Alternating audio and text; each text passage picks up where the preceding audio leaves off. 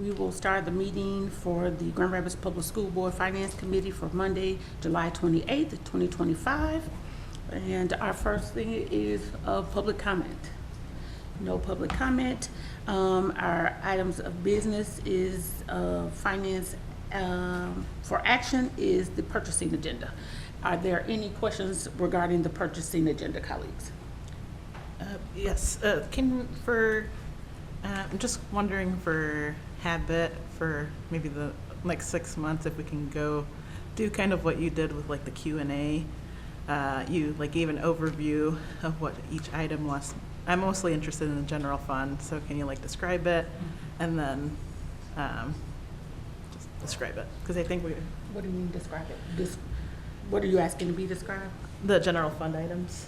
Oh, you want the items, so you want, I guess, so let's give an example. For item 1, what type of description are you looking for?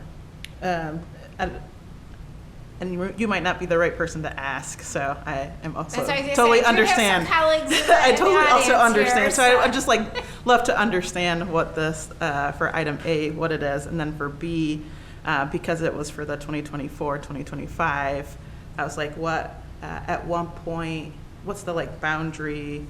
Or help me understand like the timeline of why it's coming in at the end of July. Okay.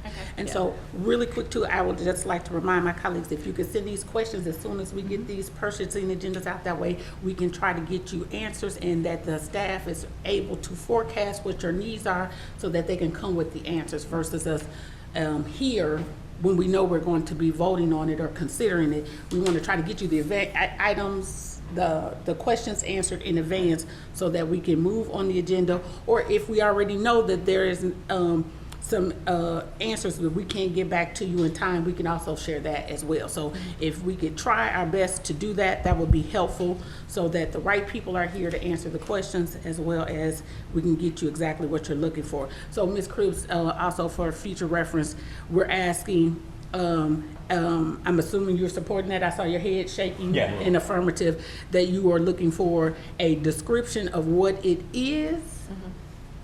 And then also, why are we purchasing it? Please and thank you. Okay, some of them, and I apologize that, it's like, we'll work our way through, navigate through what this looks like. So obviously, if you have questions, we want to make sure that you're getting the answers you need. So the digital assessment library is a tool that our special ed department has used for several years, and I'm not exactly sure of the details, but I do have Mr. Walsh here from special ed if we want to have him come forward and give a little description of it. Please. That'd be helpful. That'd be great. Thank you for being here.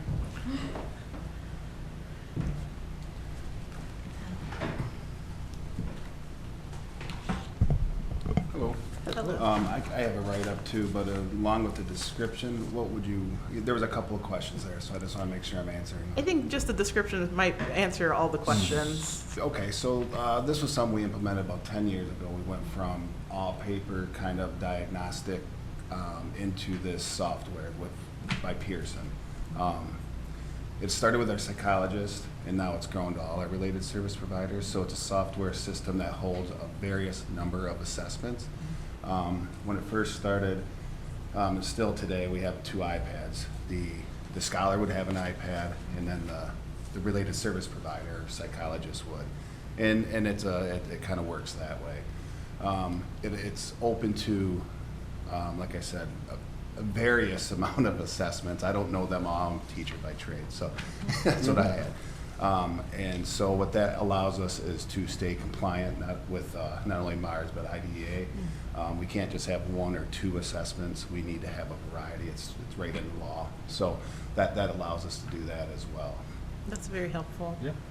The reason being, we just wanted to have a good write-up for the finance committee, which we did that to then have the approval to come here. So it was in the works for quite a while. I think we missed, nearing the end of the school year, we missed the deadline for finance committee, so that's why it's pushed out a little bit further. Okay.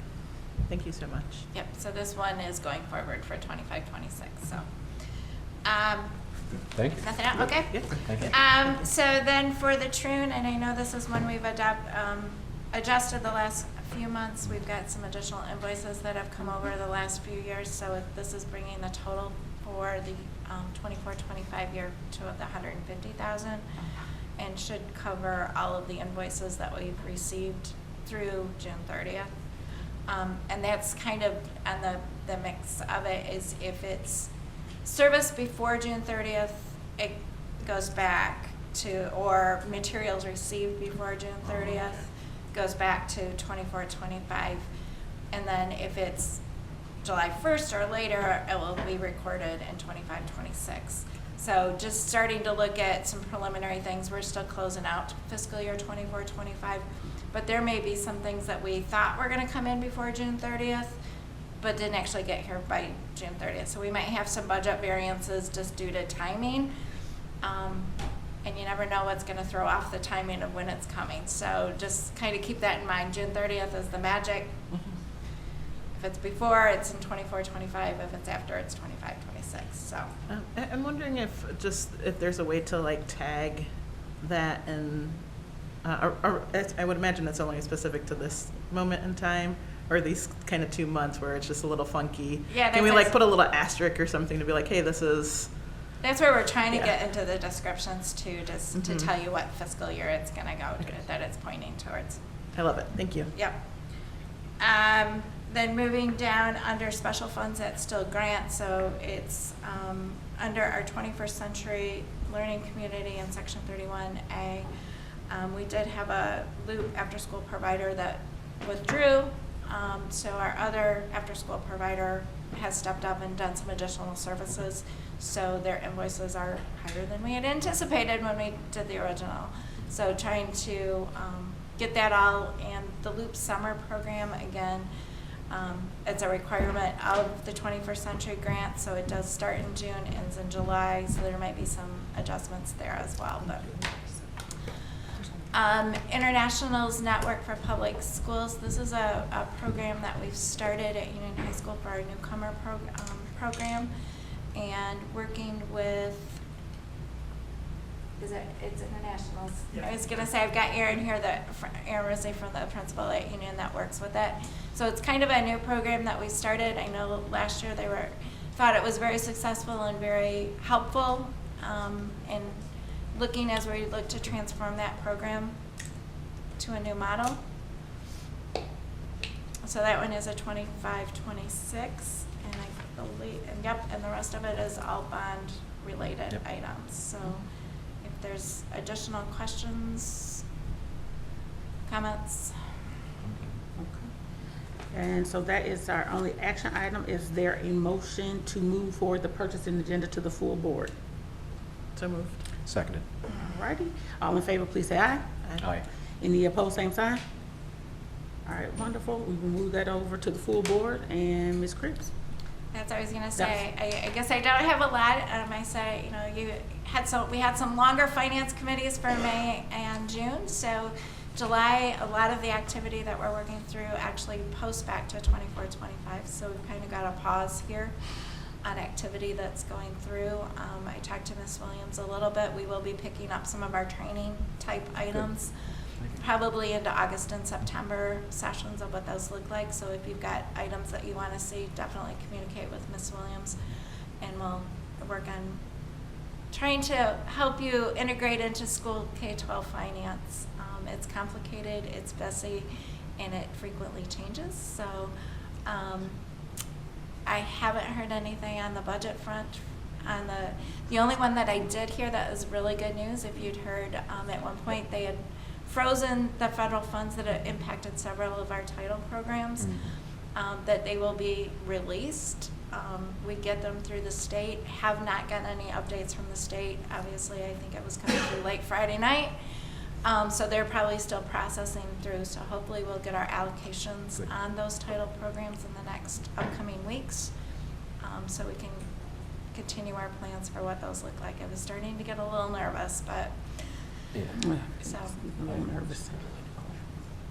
One question about Rhonda, do we, and again, I'm always asking for ballpark figures, so I'm not going to hold you to, do we have a sense of how much money in federal funds and title grants that represents in terms of dollars? Again. I don't off the top of Okay, my head. that's fine. It's- That's fine. I know it's a few $1 million. Okay. We'll put it, ballpark it that way, and yeah. So a lot of big important programs for us. It was big, and we have staff that are funded with those as well, Yep. so that's what I was getting nervous. Yeah. Some of them, we maybe could have looked at alternate funding sources. There are other ones I'm like, I just don't know Where else? where else that would go.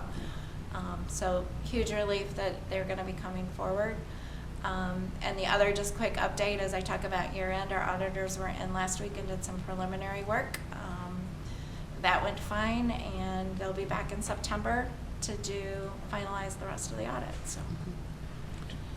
And I just will share that I did talk with Ms. Cribbs about putting together some, in the training going forward, kind of a past report of our audits and what what their findings were, so that you can come in and understand multiple year perspective of the audits, what they find, and if there's any material errors that they find, it's noted in the audit, so then that way you all can also see a history of where we have landed in these audits for your knowledge as well.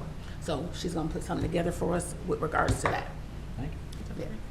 Okay. Anything else from either of you? I know you guys are working diligently through what an amendment might look like as we're waiting on state funding and some other items. Any anticipation of, I mean, without knowing the state, but any anticipation of timeline and whatnot? Not at this point. We'll Okay. see, once we get more information from the state, how drastically different it is from our assumptions that we Yeah. made in the original budget. And as you know, we continue to work with on our negotiations Yep. and what those may look like. So those would be the big two. Also, once we'll have the fall count, Yep, I want to see where the fall count is, so I don't want to go through a lot of adjusting, because that could be another big Okay. thing. So the earliest may be November. By Okay. the time we get, fall count day is usually end of September now. But November we've- for the amendment. That would be the earliest. Okay. Because we don't actually finalize fall count actually into November, so it'll depend on how we're doing on fall count, what we've gotten out of the state, where we are in negotiations. Those are kind of my three big Yeah. ones that I'm kind of watching for amendment and looking at timing. If it starts to trip much later, it's gonna be pretty close to what we would normally do and bring it in January. So, they are a lot of work, so kind of try to balance that out of what that looks like, so. Okay, thank you. Okay. There's nothing else. This meeting is adjourned. Thank you. Thank you.